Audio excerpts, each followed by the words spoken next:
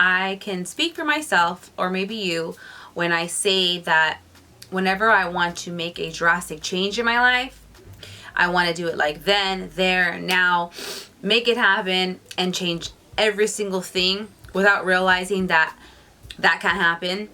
That sometimes the changes in your life can't happen all at once, but they're more so happen in a more of a gradual or a gradient kind of way. But if you're like me, who is kind of impatient and kind of impulsive, you want everything then and there and now. It's all about baby steps. Your little changes and your little choices that you decide to make end up making the biggest results.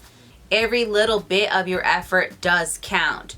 And so put that in perspective when you're really thinking about yourself, how those little steps and those little changes have affected your life in a grand way. It's because they add up. Just because you're tweaking something small doesn't mean or doesn't negate the fact that it's still a change, and it doesn't take away any of your effort. Little changes still make change, because when you add up all those little changes together, you get a finished result. You get something different. Look at yourself as a human instead of a robot. You have to start small.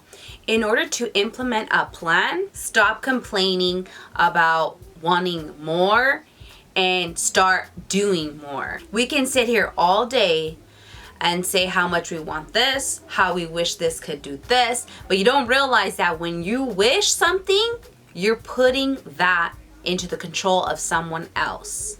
When you're in control, you have no place to complain. Don't overvalue everyone else's opinions, everyone else's approval, anyone else's positive reinforcement, because the only positive reinforcement that you need is yourself. I think that our problem is that it's not that it's not coming fast enough, it's because we're fixated on this type of timeline because we see the outside world and we see how everyone else is doing and what they're wanting from us or for us. And so we're panicking and we're struggling because we're not matching anyone else's timeline or their expectation of what our timeline should be. When you do things for yourself, when you make those little changes, they make the greatest results. And when you put yourself in charge of your timeline, there's no pressure. There's less daunting of how you're not doing enough, how you're not changing enough. I know that I'll be okay.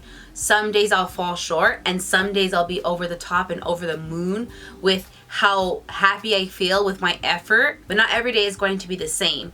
And I would be doing myself a disservice if I would beat myself up every single time if I'm not amounting to all my great days. I have to give myself that room to breathe and relax and know that not every day is going to get my 100% effort. Celebrate your little changes. Celebrate your little milestones, because those are grand too.